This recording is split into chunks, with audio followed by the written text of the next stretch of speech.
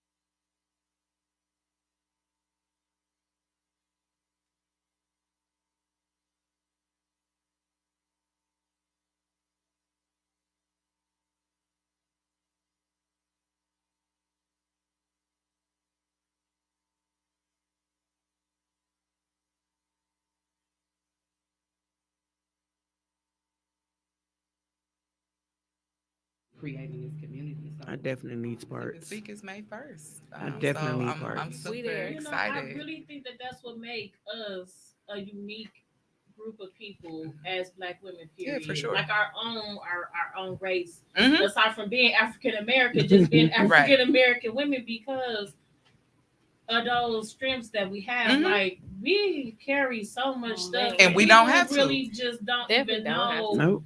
the layers that we have, and I think that's what make us. I really believe in Black girl magic, so to speak, because Yeah, you have to be a certain type of woman to you do. to even function throughout life. Like people really don't know how deep it is for us to bear so many things. So Yeah, I definitely absolutely. want to be a part. Okay, Is it like girl. an age limit? Because I think right now, because the girls that we have, I'm just saying like the Like girls that age we limit, coming. like what? No, not. I mean, not like. I Alcoholic mean, like beverage more age girls limit, that probably like that's coming 21. into womanhood. You know what I mean? Um, So they can have like a yeah, guide as yes. far as So how to not like maneuver. so right now I don't have anything for like 21 21 and and under. under. Hmm. But definitely going into that adulthood, really trying to figure it out. So Right. it's more so for women that are 21 and older. Okay. I always have my godmama in there. She 50, so 50 something, and she enjoys it. You know what I mean? She it's fresh ideas, new conversations, and new ways to really figure this shit out. Because none of us have it figured out. We're still Nope. just going through life I'm going and through the just trying motions. to just iron out the best things that we can. Like I said earlier, like don't act like we ain't just had COVID for 2 years and we're still going through it. Right. So that I know that has an impact on a lot of our mental health. And so yeah, I'm like super geeked about my event. I love it. Like every time I talk about it, every time something good has been happening, it's day over day, and I'm like, oh, like I'm wait. geeked to have It's it. approaching. definitely- It's coming. It's coming fast. Yes, I'm it's coming definitely fast. Like I'm definitely down for it. for Count sure. me Y'all in. get y'all early bird tickets. Oh yeah, they are on early bird right now. They are on early bird right now. Where can we get our tickets from? On my website, ashleysstokes.com/events. All right. And that locks you in on the early bird All special. right, right y'all now. heard my girl. Get in where you fit in. Yeah. Come sip and give Speak. tea. Okay. Basically, sip and give tea. I like the Sip and give remix. tea. I like the remix. I like that too. All right, Miss Fee, what you got going on? So yes, I'm Felice. So my Instagram page is pretty feed. It's pretty private. That's where I share all my family stuff on. But I do have a nonprofit organization called Fostering Festivities where I bring light to just celebrating children that's in foster care. I feel like that's something that we don't do as foster parents. Have big parties for them, take them out the state. I know a few that typically take their children with them on vacations and stuff like that. But a lot of times that's not happening. So, yeah, that's our organization. We real new. So y'all make sure y'all go follow me on IG and Facebook. We have a launch party happening in May. So Okay. once I get all the I like places launch and parties. Because first of all, that's exciting. Like what? yeah, Clink, we'll clink. be sending out that information pretty soon. But I'm gonna have it on my birthday because it's a celebration for me, along with just being able to have something for our kids. And so I'm excited about it. And That's what's up. That's nice. Yeah. That is so nice. I really, really like the energy. Yes, big energy. Well, tonight our topic was foster child. We really got it from Clarice got it from a movie that she made me watch, and I was kind of hesitant about it, but then once I seen it, it was like it kind of made me cry at work, so I was kind of simping at work. But the movie itself is called Foster Boy, and it's basically a male going through his traumas, um, going through the foster care system, and how his caseworker kind of failed him at most times or whatever. Like he just fell under the cracks, and he was, how can I put it? He was put in a situation to where he was raped for about 3 years. I think he was like 10 to like 13 by his foster brother that was placed in the house with them without the foster parents knowing the background of the child's violence, because he had already raped like a sister and a cousin. Like he had already been raping people, and So it was in his file. was it his biological brother, or was it just okay? It was No, just it somebody was he just his in care foster. with. It was somebody that he Okay. was in care with, and he called them like they. I guess once you get and you guys are in the same foster system or the Mhm. foster house, you become foster brothers if you're there Right, for a long right, period of time. Like right. that's my brother. Right. So it was mostly it was that, and he was a heterosexual male. Mhm. That's raped by another male, and it was like the twist of it was that the person that placed them in the home knew what was going on and what the boy was capable of doing, and it shed light to the agency itself was getting. I think every time they placed this one child, They replaced them. Their they was getting like replacement was $3,000. yeah. So he was getting So he'll like go if to you one go house from and home, then they'll take Yeah. him out of there and put him in They- another house, and So They because he, up in the money. right, so he was a treatment foster child. Yeah. something like kind of sorta. But every place that they put him in, he got abused by his foster parents, except for the last house Where that they had him in, is where the brother. and it was a black family, but it was like the other placements he was in. He had one placement. Why can't he say black family? Because he had one placement where the lady, she was African American. She was African American. She was on drugs, and she would sit there and touch on them. Like she'll molest them or whatever. They had him in a placement where he was in there with a YT couple, and he couldn't do nothing right, and the father used to literally beat him. Wow. And the lady, like, so when the lady was placing them, like he would literally cry for the lady that was placing them for her not to leave him, and she just literally she left. But moving forward, she moved up into the ladder. She became like the CEO of the company or whatever. And he basically had a lawsuit against them, but it wasn't about the money for him. It was basically he wanted to shine light on what happened to him in the foster care system. They end up giving him a corporate lawyer. The judge appointed him one, and then the lawyer is basically how they do it any other time. Yeah. And you know they Don't see fight. they seen him as he was black, his hair was in like a fro or whatever, so he already seen him as a thug. Yeah. And that's how he looked at him. And given point, the boy was like he was very aggressive only because he was fighting for his life. That too, and he judged he judged the lawyer that they had appointed him, and the lawyer judged him. So they was judging each other. Right. So it didn't really connect until the lawyer really it started clicking for him, and he had to see it. He had like a younger black girl on his team with him, paralegal on his team, and she was like, "Listen to him. You're not you talking at him. You're not listening to him." Right. And once he started doing that, it started clicking, and then it was like, "Oh, okay. So now I'm finna fight for you because I did prejudge you when I first got the case or whatever." Right. Long story short, the boy won his case. I think he got like maybe 300 something million. Yeah. Wow. And the lady ended up going to jail. Wow. They arrested her outside the That's a courtroom, lot of money. and she was just sitting there behooved like, I mean, you in a corporate company or whatever, so of course So they the foster mom or the one that the placed him? placement. The The foster manager. The foster mom and the foster dad was literally fighting with him to get him help and to help him understand. They had like a farm, so the rapes used to happen in the barn. They burnt the barn down. And because the boy couldn't go in there, he couldn't because that's where his trauma took place. So he came home one day and what happened once they realized that was part of why he wasn't being his. It was a trigger. They burnt that joker down to the ground. Trying to fix the situation. They burnt that joker down to the ground. He pulled up like, "This was for me." It was like, wow. They sat there and watched it burn. I think they even grabbed popcorn. That had to be like a connection piece right there, though, because that's huge. It was really nice. I think if you haven't seen the movie or heard about the movie, it's definitely on BET Plus. It's definitely a checkout piece.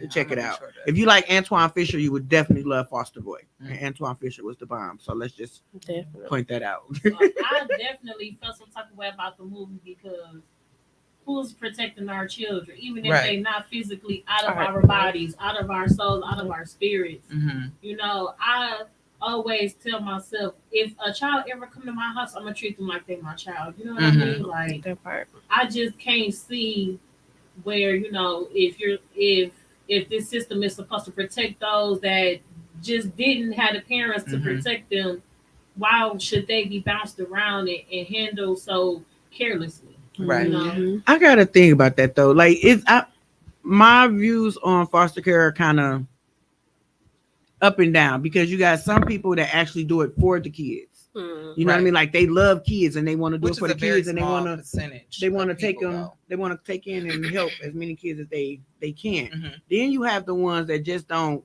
give two flying freaks. They just want the check for it. So I'm kind of Right. Which ain't that much money. Like, Right. It's not. I You can feel go like work in another those type of job. situations, when you have someone who really is genuine about like helping the kid, like B Mhm. said, like I want to be able to celebrate these children because Right. they have not been celebrated. Like going Mhm. the extra mile, like Mhm. doing the extra for your kid. Because I feel like me naturally, I feel like parents that are good parents, and I feel like a lot of my friends are good parents, right? If you don't go the extra mile, if I don't Right. see a parent going the extra mile, how I see my friend doing it with their kids, like Mhm. I be Right. like, no, something ain't right.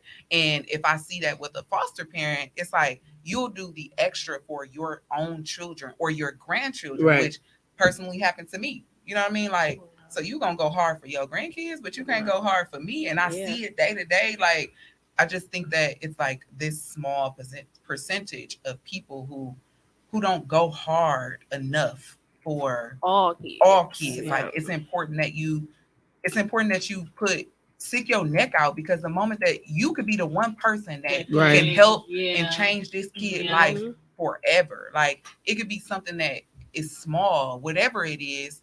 And in my personal experience, I feel like shit, my foster parents was the best ones that are now deceased. So they were an older couple who really was like, yep, this is the only kid that I'm getting. I don't want no more kids. You know what I mean? Like, And I'm they going to take took care of time with her. you. Yeah, and they Yeah. spent time to understand me. Right. But also, on the flip side of that, I got a good foster home, but then now I got a fucked up foster home because of what y'all grandson is doing to me. You know what I mean? Right. It's the same thing that we're Wow. talking about here. Wow. Like, we're all trying to save one another. So how do we do that? Like, we have to, these are situations that we got to talk about, that we keep trying to sweep under the rug. Right. And if we don't talk about it, like, how will we get better? Like, how will we heal? Like, how will we focus on this one area? Which I always tell people, shit, like, I ain't want nobody to know I was in foster care, because I saw it as this thing, like, Oh, you in foster care? you in foster care. Like, I used to Your tell mama my didn't want you. your mama didn't want Right. you. And you Right. know, kids really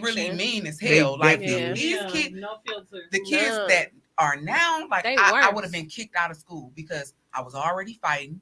You know what I mean? I was already trying to fight my battles. So me thinking about like what type of kids that we have now, Mhm. and I ain't want nobody to know I was in foster care because of the stigma. Like, I used to tell people I was adopted by a rich family. I got people who will tell you that right now. Like, So what's the difference of being adopted and being in the foster? You know what I mean? Like, what's the difference of saying I'm Shit. adopted So- versus being Not in the that foster much. care? No, it's not. I mean, because you still could get a check if you adopted. Right. Well, a lot of people still get a check, They do. but they get to treat you like your own kid. So, like, this somebody now, you getting different kind of consequences than you would have if you was a foster kid. Because foster kid, you know, you ain't supposed to put your hands on them. You ain't supposed to do a lot of it's certain rules with them. You get in trouble legally as a foster parent. Yelling, versus all yeah. different type of stuff. They be quick, Which you is know. crazy because we grew up on yelling, and I think most of us turned out Listen. perfectly fine. Everything. No, don't yell at me. My oldest daughter is like that. Like I can, like, I yell at her. Like They me be disciplining sensitive. her was yelling at her. Mhm. Now them other ones, I had to, put a little Right. power behind that. But that my oldest one, like, I just yell, or if I raise my She'll voice, be I got done. like she That's was like, scared enough. Yeah. and she my was daughter good. too.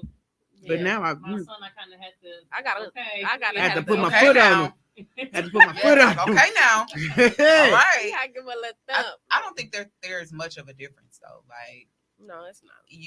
you're adopted. Okay, boom. You're not in foster care no more. Now I have more liability to you because you are legally my child. Like, I I can give you back if I wanted to. Right. It's the same Can you? thing. Yeah. Yeah. I thought they stuck with them. Come on, Mm-mm. girl, No, please. I had a family that I worked with because I used to work with wraparound too, and so she adopted this baby at a baby age, probably like 11 months maybe, and she started doing some stuff when she was probably like I want to say 6, 7 years old, sexualized behaviors, things like that, and she was like, she don't learn this at my house. This, Well, this is she probably coming. should have figured And out where she it was tried to happening give her from. back, and they would not. She said they wouldn't take her back. A lot of different traumas come like that. Like you got to try to figure that shit out. Yeah, Where you that literally started gotta from, figure it because out. They was kids like her reenact mom. what they see. And she was saying that At 6 some and stuff 7, happened 6 while and she was 7, a like- baby. have access to a whole lot of people. They only at home and at school. At school. That's not true because I At don't. 6 and 7, my kids pretty. Let me. But you yeah. got. They with me and they at school. They don't They- really I mean, but it's different kind of parents out It's here different. now, though. Like you That's got. what I'm saying. So where with the child had got.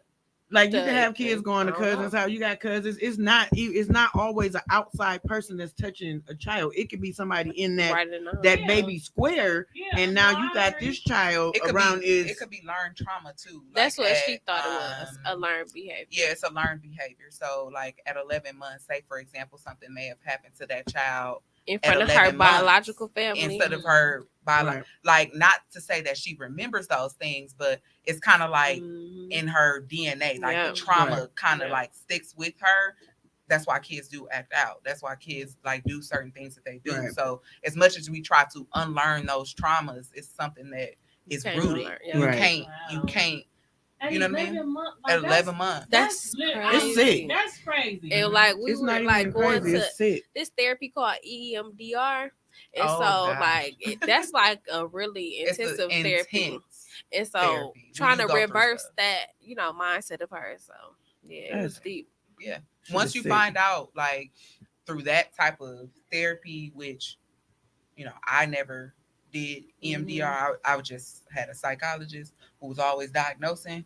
But I think once you go through that type of intense trauma, they start to learn more like, oh, this kid may have went through more than what we have on Mhm. paper. Right. That's why I always tell people, don't never read what you seeing on these papers, because you don't really That's know only half me. the That's truth. half of the stuff Yeah. these kids are going through. Like, you don't know me as a person. You get this little orange folder with my Ford Yeah. health card in Yeah. there, Yeah. and you think that you know everything about what Yeah, I'm you going gotta through. dig Like, deep, you have to have conversation Definitely. and dialogue, and I think that's would have helped him in his situation Mhm. if that foster mom would have had a conversation with them versus trying to hide it or cover it up to protect them, because what they was trying to do was to protect them, not him. Right, Like, because they just wanted to they get wanted, replaced. they just Yeah. wanted to sweep it under the rug like it wasn't happening, but they didn't have the conversation. So at the second that you have a conversation with someone and let them know, like I'm here for you, like, you know what I mean? Like, really, that's what I would have liked to hear. Mhm. I'm here for you. I want to help you.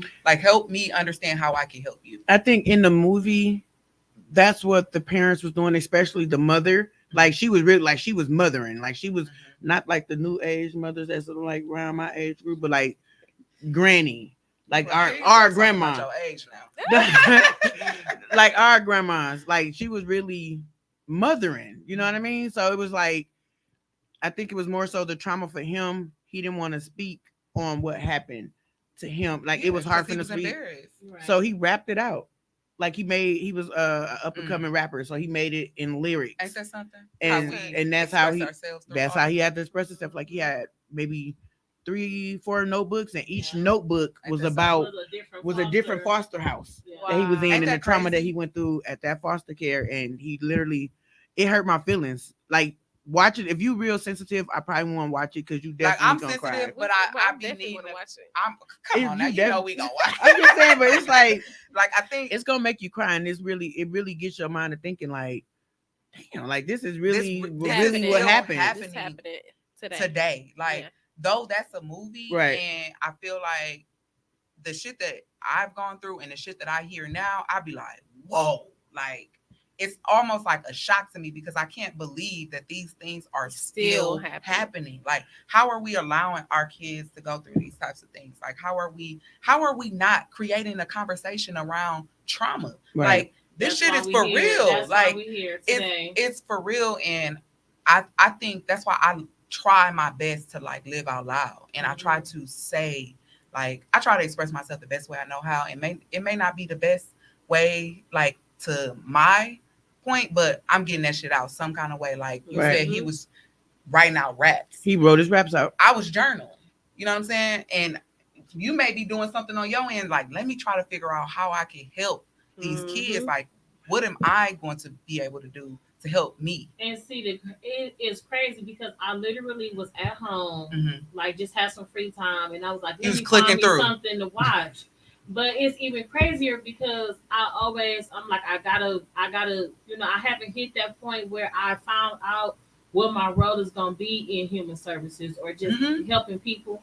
But I do know that it is, around women, around children. We've had conversations like, oh, after school, I'm gonna try to work around women, or I'm gonna try to take this path to work around children. For sure. So, I definitely just felt like it's just something that had to be talked about. Yeah. So I told y'all before we started, about my friend who, like in the movie, when the young man got on the stand because he had to testify, against the company or whatever.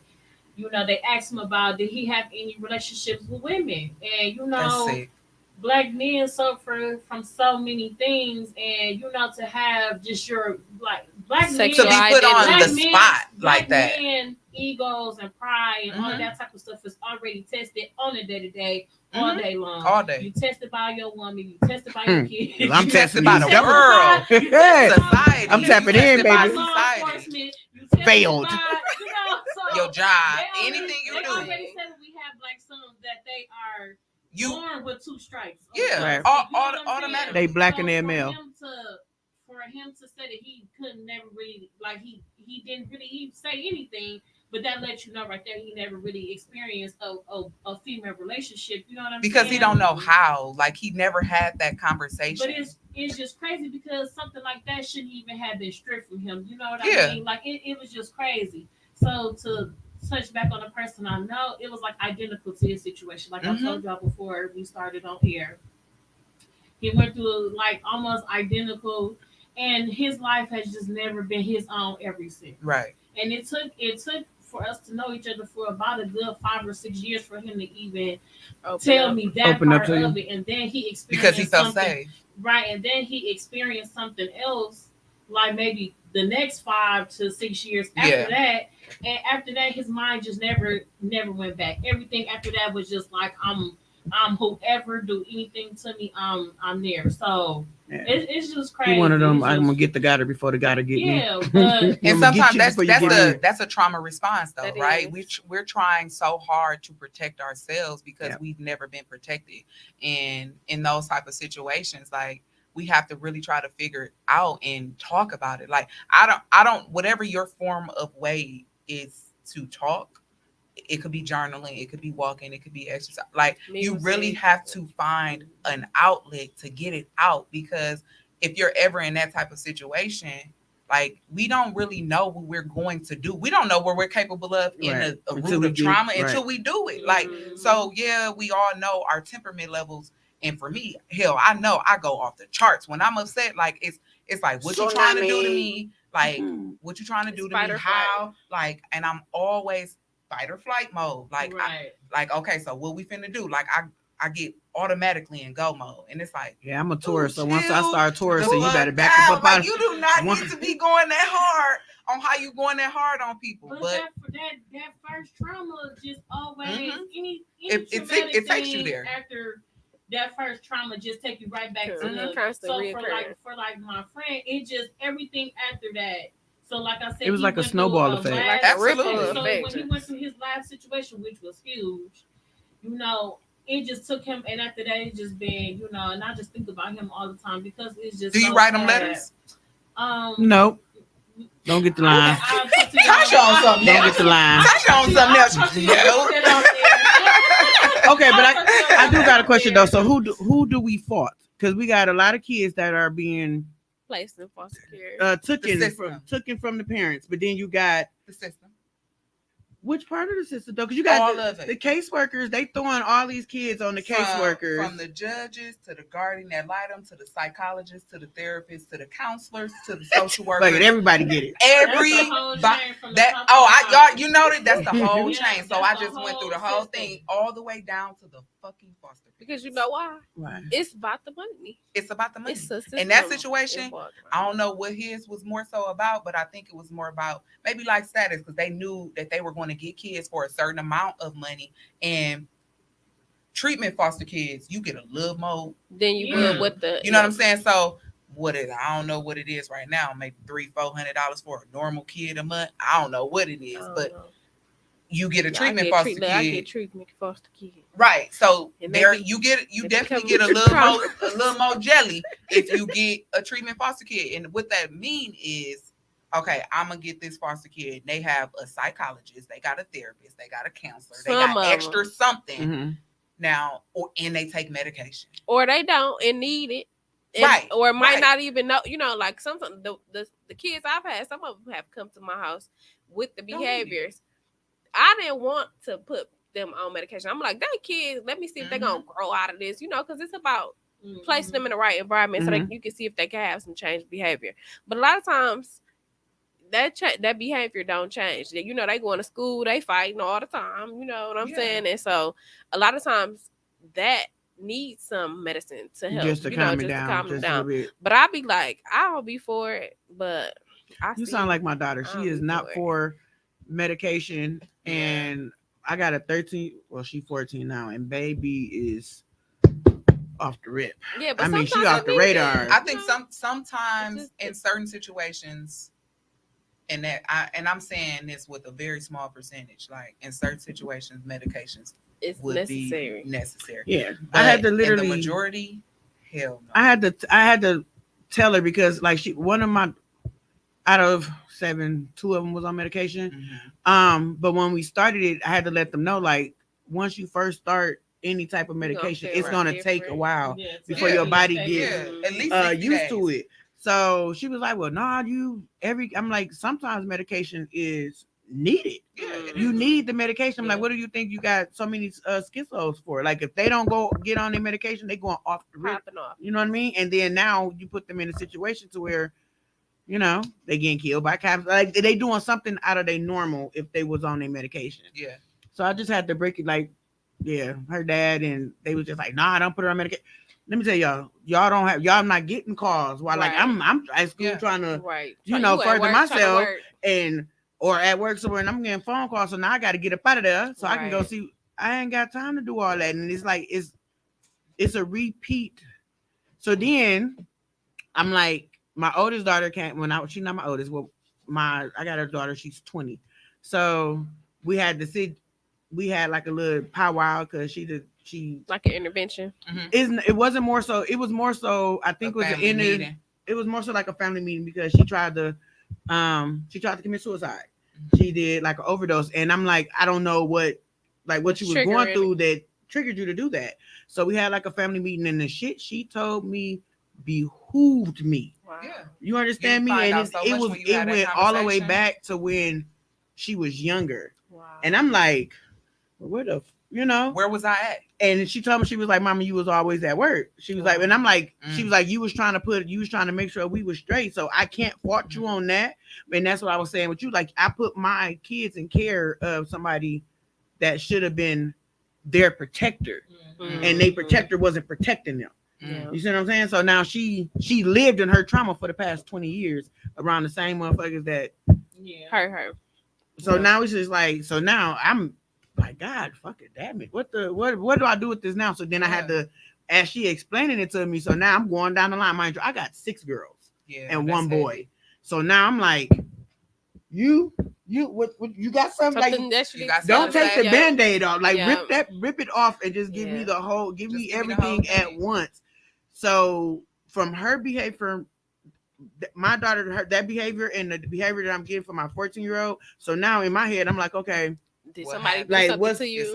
What's really going on or whatever? But them two, I can honestly say, like, in between my 14-year-old, like, they didn't go nowhere. It was either my house or their grandmother's house. And I know, like, their grandma didn't have people coming over. So now it's like I don't allow my kids to go to a friend's house because I don't know who your friend They is. come to my house, right? And that's I tell my kids that quick, like they can come on up over here. Y'all can come hang out or whatever. And but I don't like for my kids to go by people's house, and then it's like now you got to think about it. Like, damn, I shouldn't even have them going by a relative's house for shit. At this point, because you don't be knowing what they be what doing. the hell y'all on? I just think the biggest part about that is you had the conversation and you got it out there. It hurt my heart when I and it's gonna hurt, like it's gonna sting like a motherfucker because you wanted it to be something different, right? Like, and that's just where we have to kind of hold ourselves accountable and be like, I did. You know what?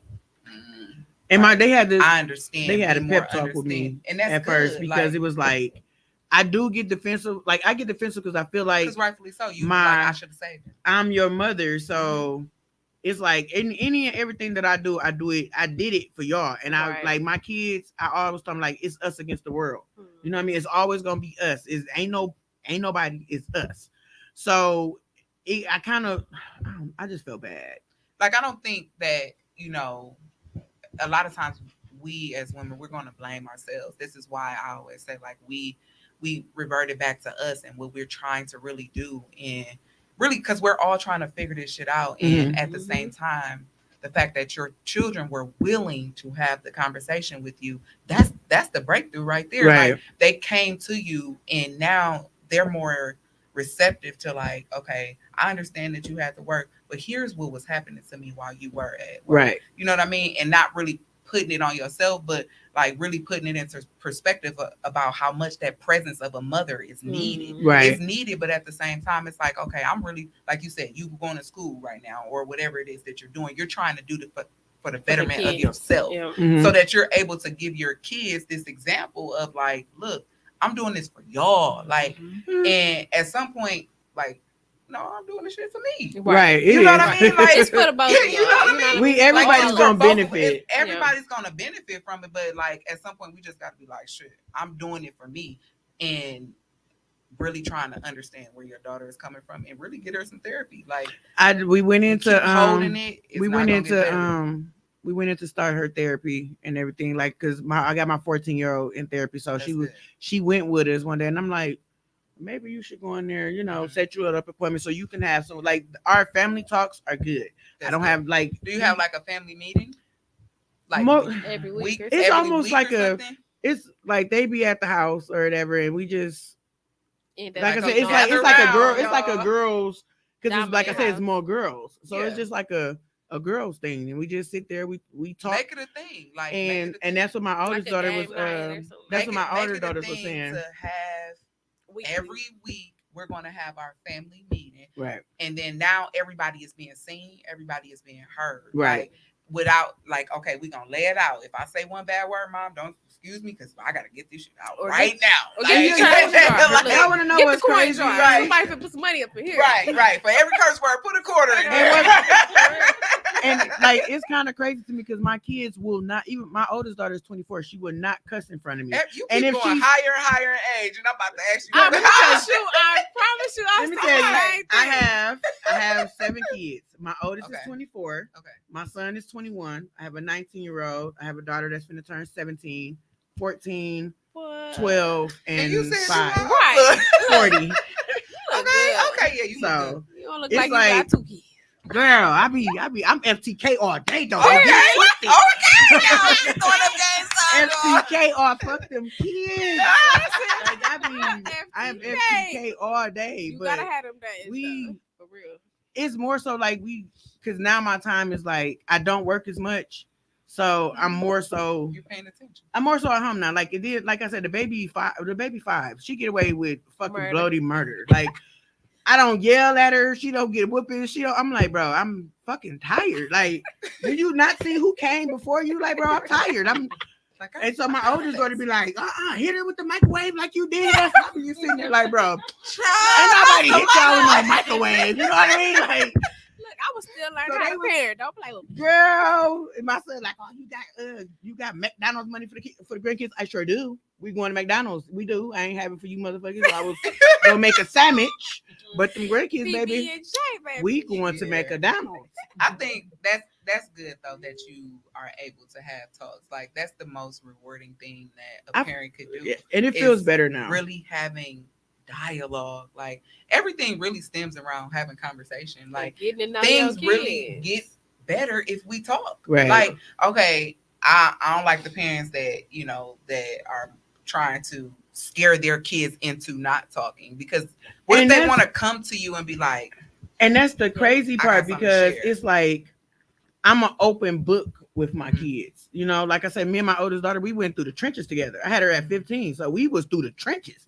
We So grew I up all together. like we grew up For together. real. So I always had like an open door policy, but for some odd, strange reason, they come with me for some things or whatever. But it was like for some odd, strange reason, they feel like it's some things that they couldn't come to me and tell me, which kind of hurt my feelings because I'm like I thought we had a more better open relationship to where I feel like y'all should be able to, at the end of the day, whatever you tell me, I'm on your side before anything. Like my kids can come tell me the dog bit him. The dog probably ain't bit him, but if my baby say the dog bit him, bitch, that dog bit my baby until we break it down and know maybe she bit the dog or something. Like I don't know. But I was just amazed, like, bro, you went through all this by yourself and you didn't have to. If you like, I feel like if you would have told me right then and there, I'd have took we nah. I'd have took the precautions that I was supposed to, and it was almost like I felt bad, and then I felt like damn, like I wasn't in the position to able to protect my kid. So now I feel like a bad mom. And she was like, "No, don't feel like that. I don't want you to feel like that." And I'm like, "But that's how I feel because my job is to protect you. Right. My job is protect every last one of y'all. Like I'm a victim, you know, like." Yeah. And in most black households, anything that happened to a black child inside of a black house from It's a younger, secret. like you got to keep an Uncle Joey in there touching on you, and you can't tell nobody because don't nobody Hey, believe you when you listen, tell let Uncle me tell you Joey. something. The whistleblower. Like, But you got the time where you blow the whistles and everybody looking at you like, yeah, that's true. That's true. But I would say when I released my book, um, because I was scared to even put it out there or to say anything or to like, just because I felt like the people that are in here and you know who they are, and it's kind of like once people pick up on it, like, oh, dude is OC, right? And that person is still like actively like around, right? Mm-hmm. So I was more worried about what people would think about me. Like, oh, they would think you're a liar, or oh, they would think this, but it's really not about that shit. Like it's about what I think is my story, it's your truth. and my story and my truth, and that's just a natural thing of what it is. So we have to stop keeping things a secret. Like we have to go in with intent because this is us. Like we're trying to better us as Black women. And in that situation, that boy that was going through it and like I can't even imagine on the opposite side because they naturally got it worse, like instant worse, right? So for us as Black women, we just gotta speak up. We gotta speak up and say enough is enough. Like we have to go in and just really start to say, you know what? I'm sick and tired of being sick and tired. Yeah. Like I'm done. I'm done being the victim person or the person who's taking on everything. I'm done holding the baggage. I'm done holding the family secrets.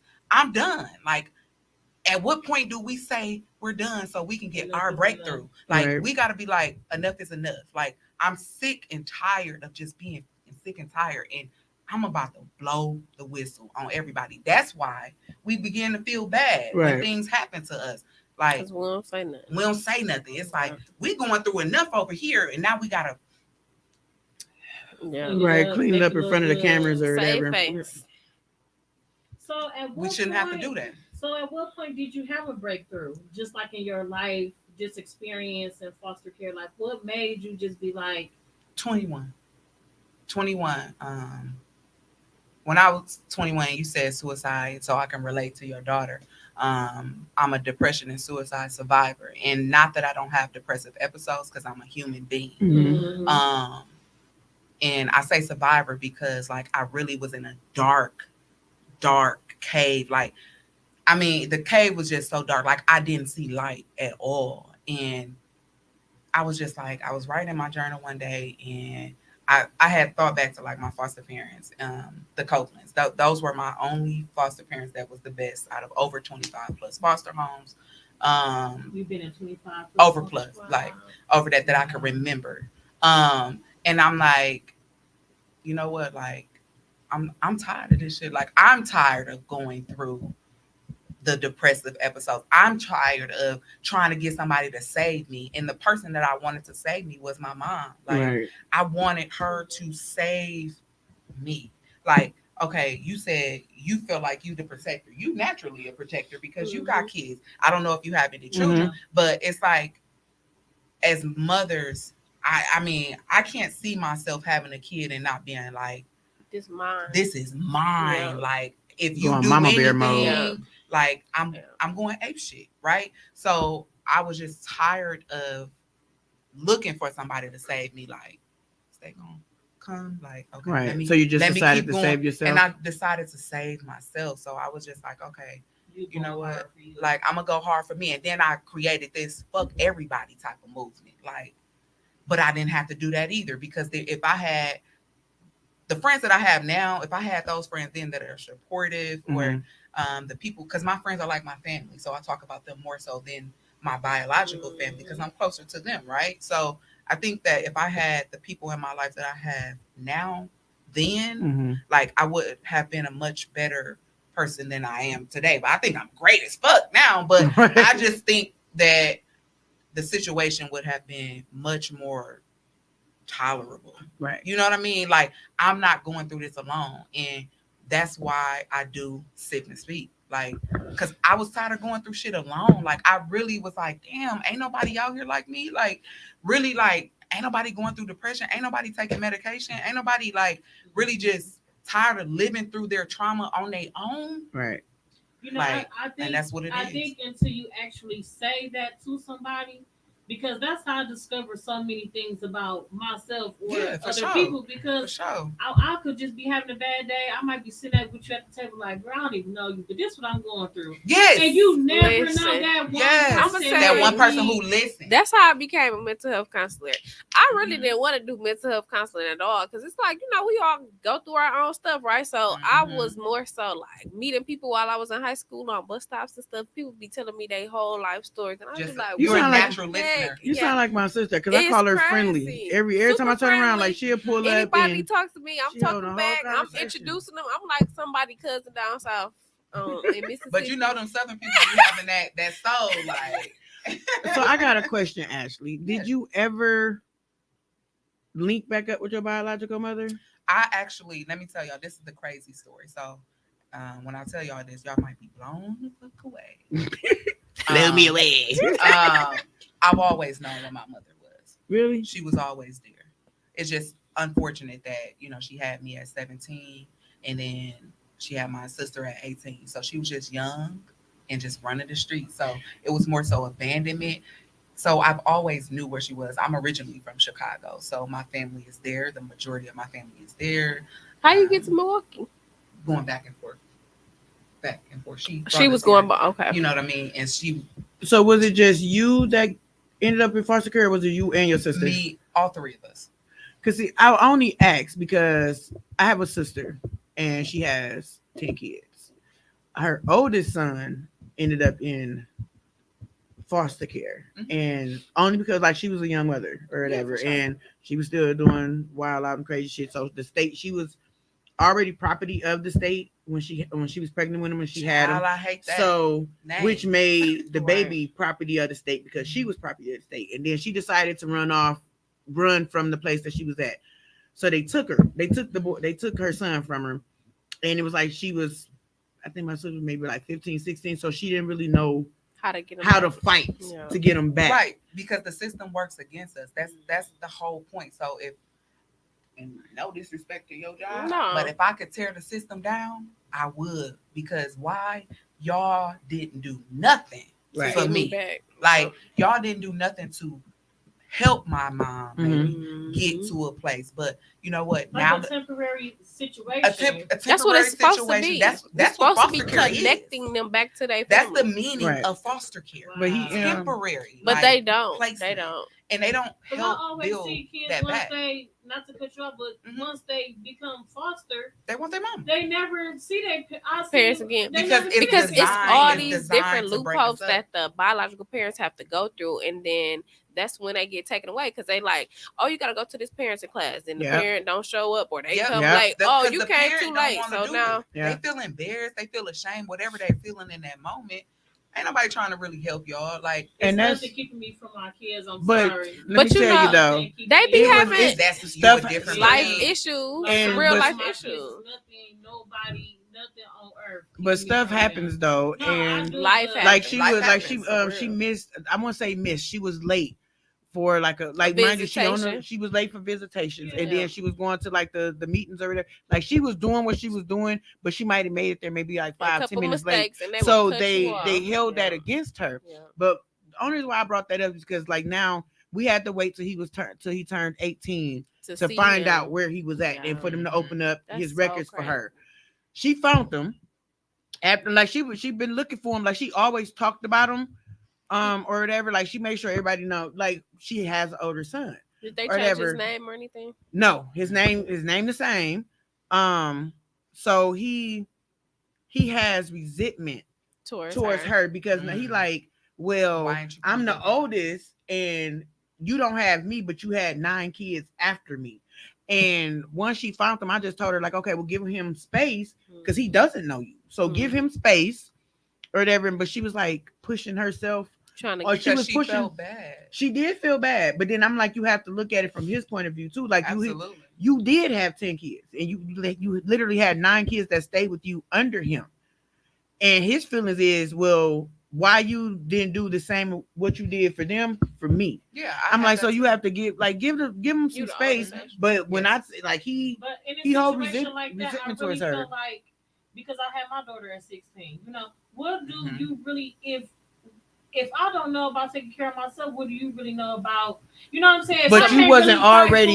You wasn't. If I can't really understand how I'm supposed to be in the world, because I wouldn't probably have a child at 16 unless I'm raped or something.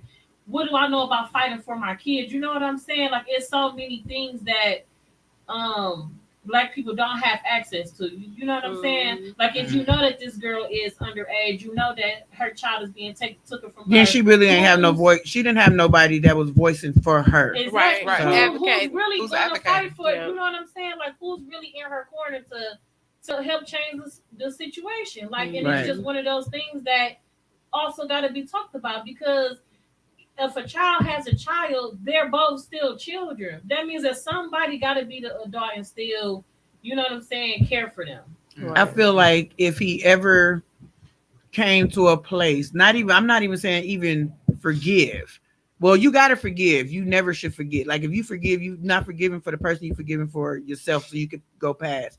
But I feel like if he ever have a sit down with her and hear her side of like what happened and what she was doing, and that she never forgot about him. Like, he was like, we used to throw parties every year for his birthday. Wow. Every year she threw a party for him. That's you know what I mean? So just to remember, just to try to figure, just to like, she'll post it on Facebook.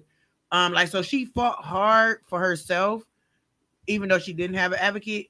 But he, like I say, he still resent me. But did she get the chance to tell him those things? He won't talk to her at all. But he talks to his brothers. He just won't talk to her. So did they kind of like relate? I think my nephews are I think they advocate for it. We're like, okay, well, no, it's not like they always knew they had a big brother. I think she had 2 kids. By the time the oldest was taken, she had already had her second one, Tayshawn. So, or no, she ended up having my other nephew. So like, she got pictures of them where it was just them 3 or whatever. So it's not like you hear somebody with like, oh, this bitch got 10 kids or whatever. Like, I'm not doubting, like, she's a very good mom for every last one of them. Mm-hmm. But it was just like, at that time, I was a kid trying to fight to get my kid back, and I didn't have nobody to help me fight to get you back. So I lost you. And if they ever had to sit down to where he can tell his side of how he feel towards her, and she can just let him, like, give him like maybe like a little insight of what happened or what she was doing, I think they'll have a better bond. A better bond. And then she got a granddaughter. Like he got a daughter, and like she done went. I think she did it all wrong because she was trying to cuss out the foster parent, the foster mother. Like she was cussing the foster mother out, and I think that's where I get with you. Like if you have like a foster child, do you Try to stay connected with their with family. like do you stay connected with the So the last kid I just had, he not even from he not from Milwaukee. So they family from Florida. They just end up having to come down here. So his mom used to be on the south side all the time. I live on the north side, but anytime I went to the south side, I would call her or just, text her and let her know I'm gonna be on this side of town today. You want to see him? You want me to pull up on you? I want you to be able to get your baby back. Because if it was me, I would want somebody to be trying to, do that for me. And so, yeah, I mean, I will always do that for her. And she called. Man, she would be calling some crazy hours, and I'd be like, "Listen, you need to call before 8 o'clock. My business hours are 9 to 5. Listen, but then she, if I was up and it was a weekend, I'd be like, "All right, here go, your mama will talk to her." But where he at now, you only getting one call a week because there's other kids in the home, and it's like, it ain't conducive. So it's just me and my biological son, just me and him, and so I had different rules, but. Yeah, I try to make sure. So what makes you foster instead of having another one? So I ended up getting into foster care because my family. So like my brother ended up having 2 daughters. So my nieces, which were they're in a different state. They ended up getting into foster care, and so I was already like working wraparound, doing human service work. So I was like, I'm gonna go be a foster parent so I can get my nieces back.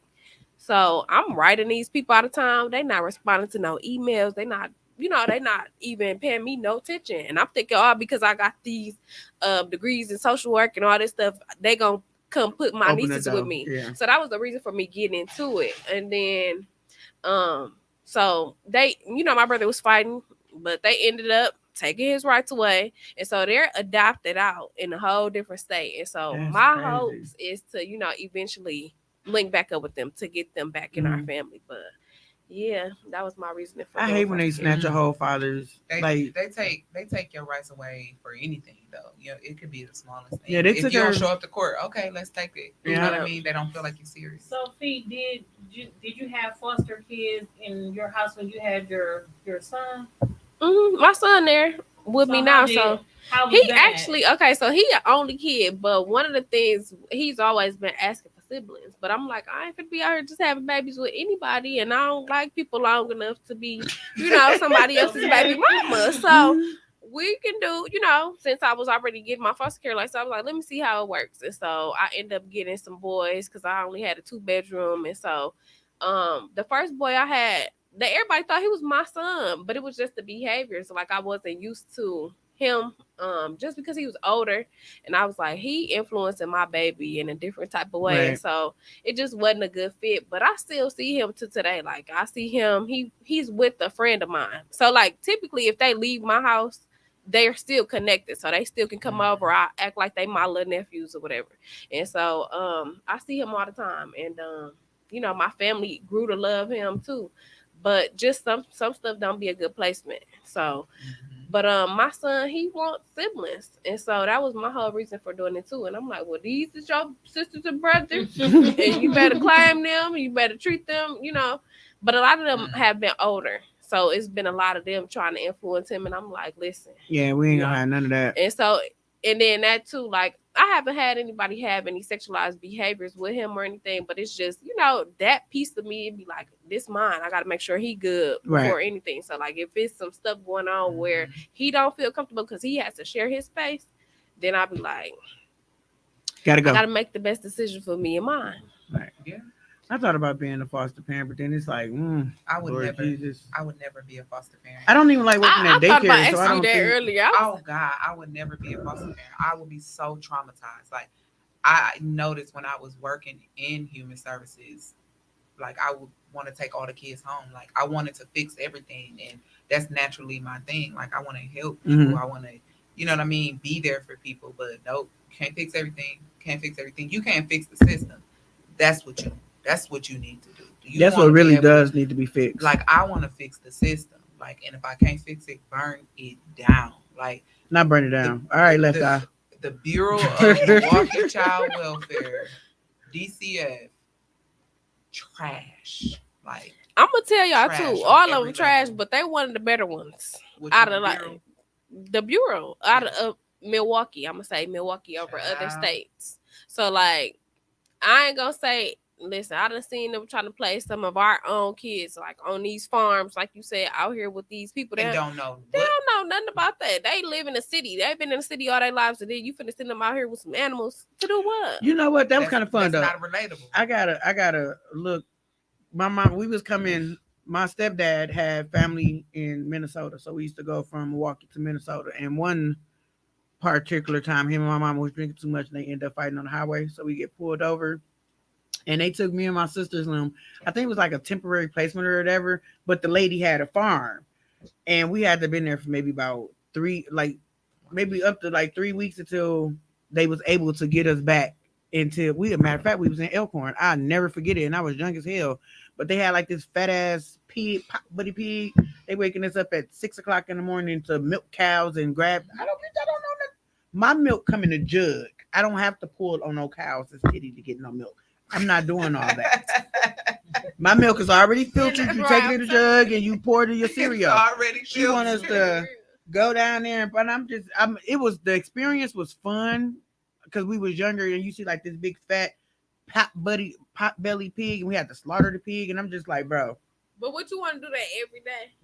I don't think I would. And then the kids. That's not your lifestyle. You can't. It wasn't coming from the city to that and doing so that like and they like their kids came in, and we sitting there like. Yeah, that's right. They about to bury us in the barn somewhere. So, man, I would say I've only had like one white family, and I was gone within hours from there.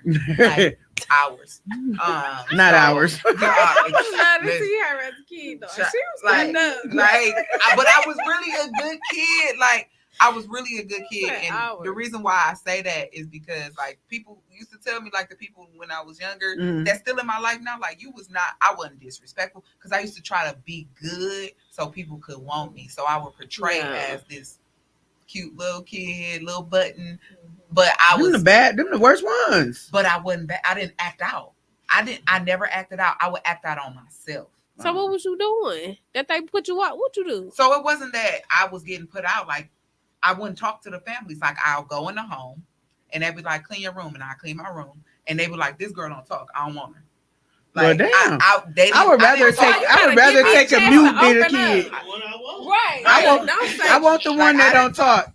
No, because I was suffering inside. Like, I was really going through something mentally. And I think that truly, now that I think about it, like that probably scared a lot of the foster homes. Okay. Like, I don't want to wake up with no dead kid in my house. You know what I mean? Like, we don't know what she's thinking. So the fact that I didn't talk, they just didn't want to wake up and you were standing over him like, yeah, right. Yeah. So maybe whatever that was, like, I never really tried to like harm anybody. I always tried to like do things to myself. Like, and that was the thing. Like, okay. You know what I mean? So you was more so self-harming than lashing out. Well, I never lashed out. I wasn't that kind of kid. I was more afraid to lash out because they used to. You ain't want to get put out. I didn't want to get put out, but one of the worst foster homes.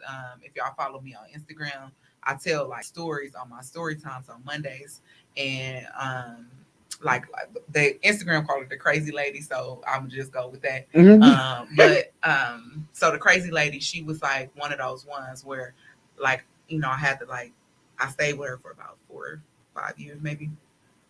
She used to like try to abuse me and all that kind of stuff, like put her hands on me. Like, I wake up in the morning with welts on my skin or whatever. She burned me with grits. Like, this is a natural permanent mark now. Like, shit like that. You know what I mean? Like, I probably would have whooped her ass. She's dead now. So it's like, I really used to be like, I used to tell her like, I can't wait till something happen to you. And when it does, you're going to die like a horrible death. Like, and it was like, it really was. She had throat cancer. She couldn't talk no more, like, at all.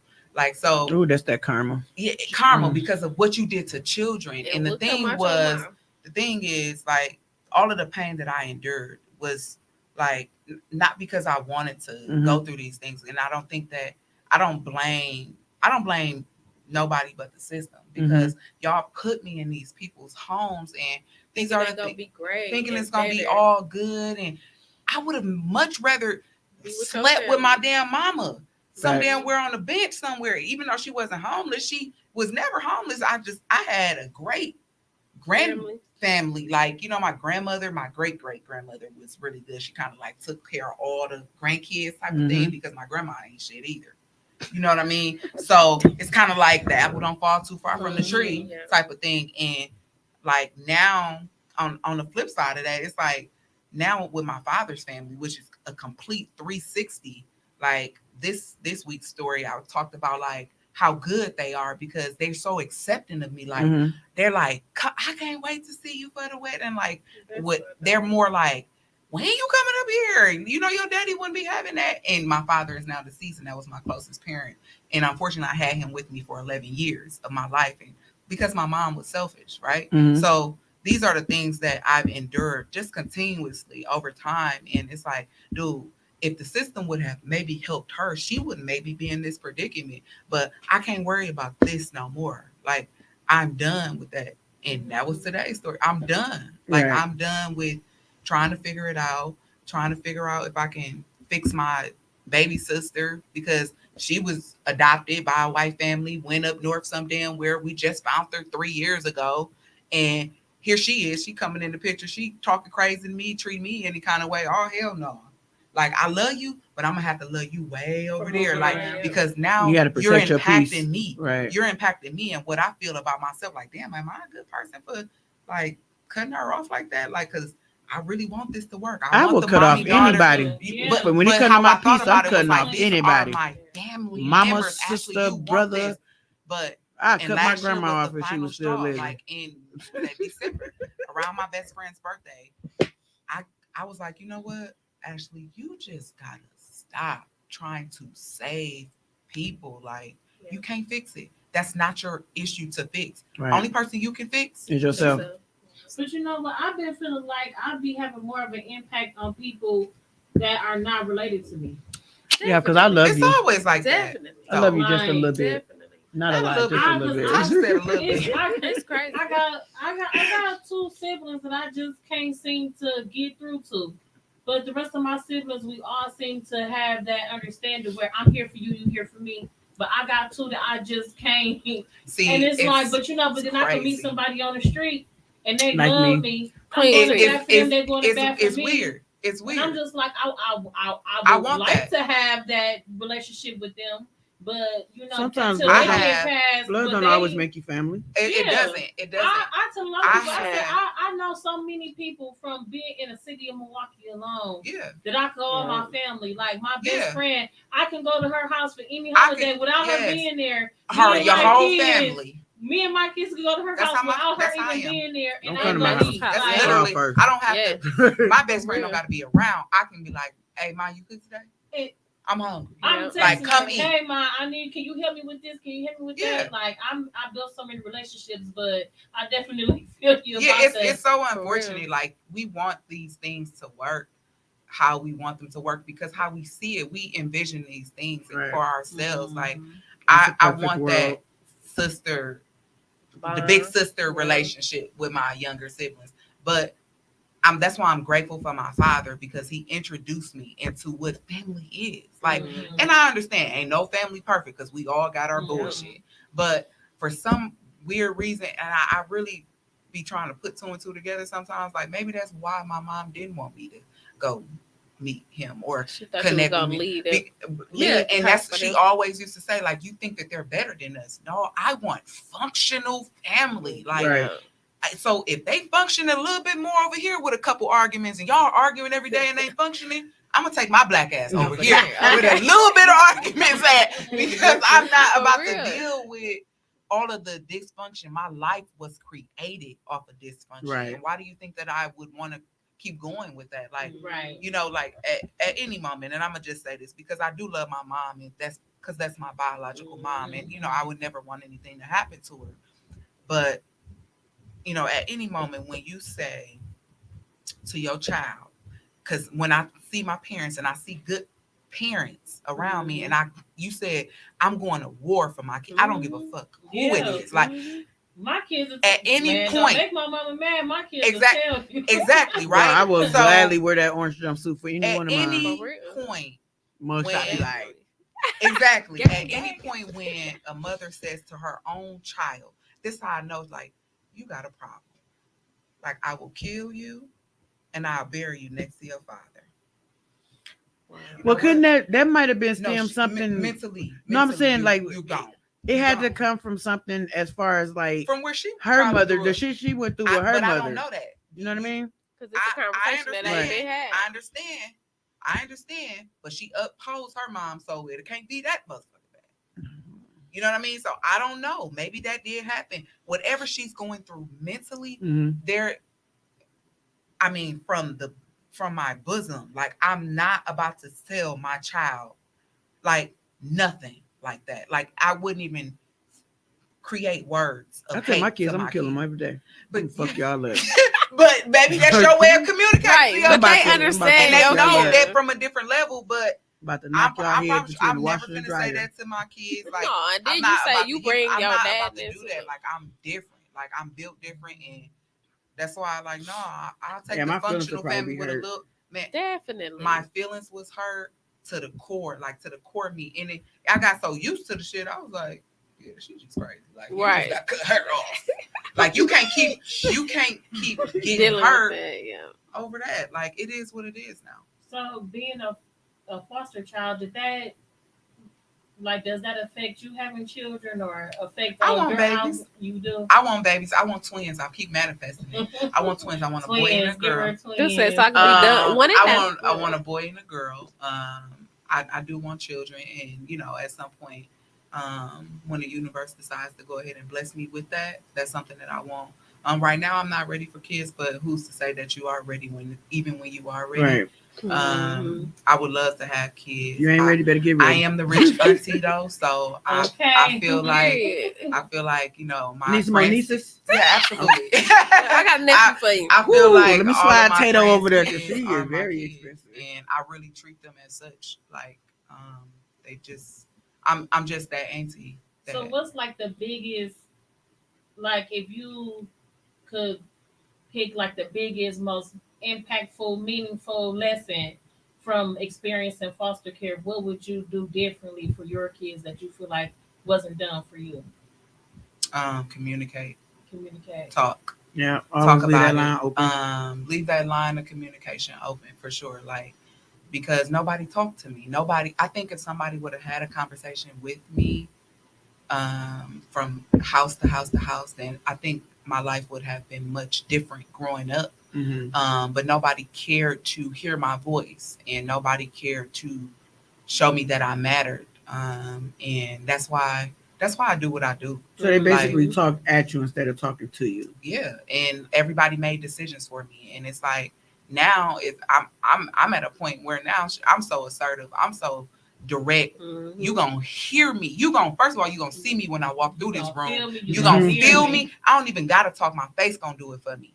Like, and that's just what it is. Like, and today at work, somebody told me, she was like, "You walk in here like you got it all together." Yeah, but you gotta own the room. And she was like, "I admire you." And even when I was having a bad day today at work, because it's been one of them days and I can't wait to drink a glass of wine, she made my day. She was like, "You inspire me," because she was like, "You just a woman. You like a boss. Like you just, you know what I mean? Like it's in you. It's in me." And I was like, you know what? Thank you. I appreciate that because I was having a bad day today. You just helped me out. You just made my day. So communication. Well, I do want to know just a few more things. How old were you when you first went to? I mean that is available for her. Right here. No, it's on the back of my book. 4 years old. 4 years old. Yeah. So did you know like immediately you weren't with your mom and that you were? Yeah, I remember the day I was taken away. Like I think 4 is that age where you start to like remember everything. I thought it was 3. Because in the psychology class they said most people can't remember past before 4 years old. So feel like anything before 4 years old, people don't remember. That's why when you said the 11th month old comment, I'm like, what? Yes. Like it's learned trauma though. Like learned trauma. So say for example, sexual abuse happens to a kid at an early age. It's learned trauma. So once they know that they were sexually abused at like 7 years old, somebody did something to you. It's learned trauma. Like, what is sexual abuse? Like, the kid don't even got to be 7. They could be 12. You were sexually abused when you were a kid. So it's learned trauma. That means I'm learning about my life as I go. So now I'm reenacting what has happened to me at 11 months. That's what learned trauma is. So you're redoing it in a different kind of form, but your life has been following you. So now everybody has told you what this is, and you're getting older. So you're learning, you're hearing about it. It's kind of like when, that man killed all those people and then he left the one baby there. So imagine that kid, right? This kid got to go through this trauma all over again because this baby was 6 months when this happened. They're not going to remember that. They probably have like screaming cries, right? Because all they remember is loud noises as a kid. But learned trauma is somebody's going to tell you that story over and over and over again. So now what happened to you? You're going to try to find that person. You're going to try to figure it out because why did you take my mom and my siblings away? So it's learned trauma. But at 4 years old is when I really like started remembering everything. And because I'm the oldest too, so. That's, because I'm just thinking at 4, a child is still, into Disney princesses, right? And bananas in pajamas. But no, they do know what's going on. Miss Frizzle and all that. Right. Like, those were some of my favorite shows that I wrote about in my book. Like, because those were the things that I remember. Definitely got to read it. I'm just intrigued. It's super. It's crazy because those were my favorite things. Like that I remember. Like I didn't care that we slept on the pallet on 29th and Villard. Like I remember all of that vividly. Sheets up on the walls. Like I like hallucinate and panic when I see people have sheets up on their walls. Like if I walk in your house, you got sheets up on the. I hallucinate. Like I'd be like, whoa. I don't want to see that. If somebody, you know what I mean? Like, obviously, sexual abuse is a huge thing in my life as well. So, in my personal relationships, I struggle with men touching me across my back. Like, don't touch me on my back. Grab me. You got to let me know you right there. Pick me up. You know what I'm saying? Like, I don't need you to be spider touching all on me. No, baby, we don't do that. Like, get me together. Quick. Tasha be on some mess. What she have? She said, I need two whatever Tasha got. I'm just saying. I'm just keeping it a buck with you. But come on. These are the things that I'm learning through. You know what I mean? And it's gonna take a lot of time and a lot of patience. But I'm just living. I'm just keep going because I ain't no perfect person. Walk your testimony. Yeah, always. I'm definitely glad you made it though, because for sure. we need people like you. We need them. Definitely. We need them. And I really just feel like y'all talking about your experience from one side of it, you talking about your experience from the other side. I just hope that this meets somebody at somewhere, at some point, even if it overturned one person tonight. One person is a million. Yeah, because that one person gonna keep telling that story forever and ever. Like that's all it takes for me. It's not a lot of people that even share what y'all share with us tonight. So yeah, I'm really, really grateful that y'all came. Thank you for having us. Listen, for real. Get on the calendar because I don't operate without that. After sipping tea, what are we sip and sipping? speak. Oh, sip and speak.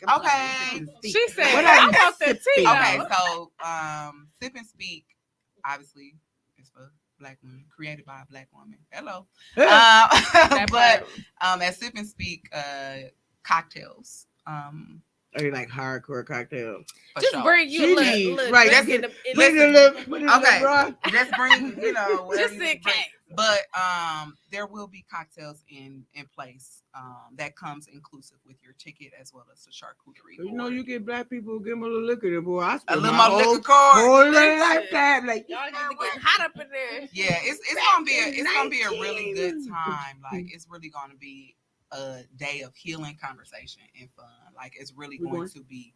Y'all better get y'all early bird. You gotta get y'all early bird joint. I got mine. It's like super. super. about tickets. For real. So yeah, it's gonna be a really good time. Myself and other ladies will be there. Rachel V Cosmetics. I'm not sure if y'all heard of her. I think she got lip gloss or something. Yeah, she got lip gloss. She Yeah, has lipstick. her facial stuff. She's a, what do you call it, esthetician. Yeah. We have Shauna there. Shauna, she has a lingerie line. We have G, which is my moderator. She'll be there as well. Definitely moderate. Great. She's from the Detroit. Show me. Yes. We have Lonnie there as well, and then we have Glenna. So we got some amazing women there. We have vendors that's coming through too. Like it's gonna be a good time. I will say that, you know, there will be press there. So, you know, if you need to get your shit right, you got to get your shit right. But don't feel like you have to do it. If you are inspired to do so, like, do it. But when you look good, you feel good. Right. And that's the movement that I'm creating over there. So I feel like walk with your head like an ostrich. So yeah, it's gonna be a really, really good time. The other sip and speaks that I've had is like groundbreaking. So is it just like everybody get a chance to say? So it's a panel discussion. It's an open panel discussion, but we will have designated questions based off the topic. The topic is letting go. Okay. What are you willing to let go so that you can go into your next phase of blossoming, your next season? Let go. Let so everybody. Let go. Except my kids. Everybody. At this point, what are you willing to let go? I'm letting them go too. I think that we have to let go of something, and whatever you're willing to let go, we're gonna do that. My thing that I'm willing to let go is getting mad so quickly. And why do I do that? Why do I continue to try to fight my battles that I don't gotta fight? Because it ain't for me to fight. I said if I'm a tourist, when I start touristing, just get the fuck up out of my way. Because obviously you done took me there. Because I be cool. Like, you really got to get me to that level in order for me. I love. Well, my mama's a Cancer. Opposite of me. My mama's Capricorn. a Cancer. Don't do too much on that. You a Capricorn? No, I'm a Gemini. Gemini. Don't do them twins. Not too much. Yeah, you know, we sweeter, sour. Which one you want? Because my mother's parents are Gemini twins. Like, for real? Her mama and daddy birthdays were 7 days apart. June 10th and June 17th. Wow. So I asked her, I said, so how was it having, she was like, well, they agreed on how to whoop us. Like, you know, like they was in agreement. But I guess they were like equally yoked. Because that's tight. I guess whenever she was cold, he was hot, and vice versa. So it was, you know, I guess, because they had 6 kids, and they were all their kids. His kids was her kids. Wow, that's dope. And they were married for a long time and raised some really good Black people. So yeah, that's dope. Yeah, I don't know. Like she said I don't be into this shot. I do a little bit, but I feel like I'm a different kind of Cancer. Like, I'm sensitive to the fact with people that I trust. Like, everybody else, you get this hard ass exterior on the outside. I feel like that's a lot of you know, you crack that shell, baby. You crack the shell, and that's when we are like, oh my God, come here. Yeah, y'all good people, loyal as ever. So I love. Yeah, my best friend, he's a male. He's a male Cancer. And everybody out here, they be like, I love Cancer. Yeah, I love Cancer. My mother is a freaking Cancer, but she just I just be ready just to shaking baby syndrome her or something. I like Cancers because my niece, she's a firecracker. And her birthday, my birthday on the 4th of July. Wow, whoa. Literally. I'm a firecracker. Literally. For real. Yeah, but for real. Sweet, but once you take us there, it's over. That's me. That's me. I'll be like, so you decided to do this? Okay, let's fight. Like, what you gonna do? No. Like, ain't nothing left for us to talk about. We might as well just go ahead and duke it out. And then, just, you know, we might be friends later or might not. You know, we'll see where this fight goes. Right. No friends. So yeah, that's pretty much it. I love Cancers though. I do. I definitely jig with Cancers. Most definitely. I do, but it's some ones out here that the male Cancers though are pretty sickening. I can't dodge my baby daddy for nothing. Mine beat it. Child. Beat it. They are not the baby daddy. Not the some of them are like they like homebodies, the type of like, I don't know. So lovable. to one point, but that other stuff is just the other stuff. It's Yeah. terrible. Yeah. That other stuff be other stuff. You can't understand You it. can't even bear You can't it. understand Like, I it. can't even. It's nothing I'll ever be able to do with you. Yeah, Nothing. for sure. I'm just trying to tell my story about this Virgo though. Lifetime need to give me a. She said, "Call me Netflix." Give me a Lifetime, Netflix, I got a special for Showtime, y'all. Yeah, for sure. BT Plus, Tyler Perry. Yes, somebody. I got another movie for Not y'all Tyler too. Perry. Y'all should definitely check out. If y'all ain't seen it, did y'all see Gully with Jacob Lattimore in it? No, and I like it. Gully. Yep, I just watched it the other day. I like randomly. Jacob Lattimore. It's nope. It's been I think What's for it like about? the last 2 years. So it's basically like a clique of friends that kind of like supported each other. But one of the boys in there, he was getting raped, but it's him telling his story on how he connected with the friends, and he was.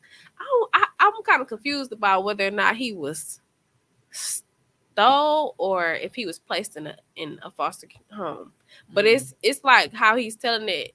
You just gotta watch it, but it's real good. Yeah, It's another movie. it's on Netflix, and I watched it. love They got Jacob Jacob Lattimore in there. It got I love him. what's dude name? The dude off of Empire. What's the man? Which one? The one to play Hakeem No, the or daddy. Terrence Howard? Terrence Howard. He in there. You wouldn't even believe this. He is who he is in there. But yeah, it's pretty good. Y'all should check it out. I'm definitely gonna watch that. I'm gonna have to look at that. That sounds too familiar, but it's another movie that I was watching when I was on my way to Paris. I was about to say Amsterdam. Look, I had to stop. I can't wait to go to the. Let me go. Well, before we leave, I want y'all to give y'all contact information just in case the people, any of our viewers, want to get in contact with y'all. Make sure y'all purchase my friend Ashley's book. That's Ashley S. Stokes. Okay, please don't forget to ask like that, baby. I'm trying to tell you. Like, it's a movement. So I'm gonna tell y'all this real quick. So I named my business after my name because when I was younger, the crazy lady used to be like, "Bring your ass over here," because my name spelled a curse word, ASS. So she'd be like, "You ain't nothing but a little stupid ass. Let's switch your name spell." You know, she used to always like, so I couldn't stand my names, and of course, like when kids, you know, do their initials, like, and I used, so the teacher used to be thinking like I was cursing, but I was like, no, that's my real name. That's really my name. So like one day she was like, bring your stupid ass here or whatever. Like, but the day I was getting ready to leave her home, and I was like, I'm just not your fucking stupid ass anymore. Like, Boom. So I was like, boom. That was my Antoine Fisher moment. Like, I'm not your stupid ass anymore. Like, bye, nigga. Right. That was the funniest part. Yeah, her eyes buck. Oh right. My God. Sure. Yeah, I could go ahead. We can go ahead and give our so on Instagram, which I predominantly use, is Ashley S. Stokes. On Facebook is Ashley S. Stokes. If you would like to purchase my very first book, this is actually part 1 because part 2 is coming out in 2023. Boom.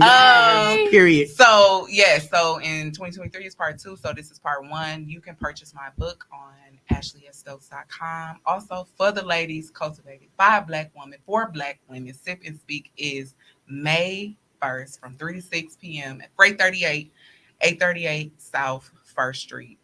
So we're going to have the food. We're going to have the charcuterie board. We're going to have the panel. We're going to have the topic. Get your early bird tickets. So let's figure out what we about to let go, because we about to let go. Get your early bird tickets. And how much now? $40 for the early bird tickets. They will be increasing on Friday. I better get them while they hot. Yeah. But yeah. They will be. So my contact information, I'm on Facebook, Felice Gilbert. My Instagram name is Pretty Fee. Y'all can hit me up. I'm gonna check y'all out before I be adding y'all. I'm a little private. I don't play that. But then my business page is Fostering Festivities. Festivities is not spelled with an F, it's spelled with a PH. Just so I have my signature on there because my name is spelled with a PH. But yeah, y'all hit me up. If y'all know some people, some kids that's in foster care that needs to be celebrated, graduations coming up, birthdays, whatever, let me know. We interested. Yes. Right. Yes. And that's just on period. That's just that on that. All right, Milwaukee. This ends episode 2 of Between the Sheets, Foster Child. Thank everybody for listening. Thank you, P. Thank you, Ashley. With the S. Ashley S. So, because Tasha's not going to let me forget that. And you better know baby. Ashley, but I'm just give the full introduction. You gotta give her Ashley S, girl. She said like Weezy S baby, so it's Ashley S. Don't forget that. Look, I need 3 or whatever she got. This is me naturally though. Definitely want to have y'all come back because we always got stuff going on. For sure. Definitely gonna be this gory. Next time we gonna do something fine. crazy so she can go ahead. yeah. Do her thing, Let them Period. all the way down. For sure. Yes, thank For you. sure.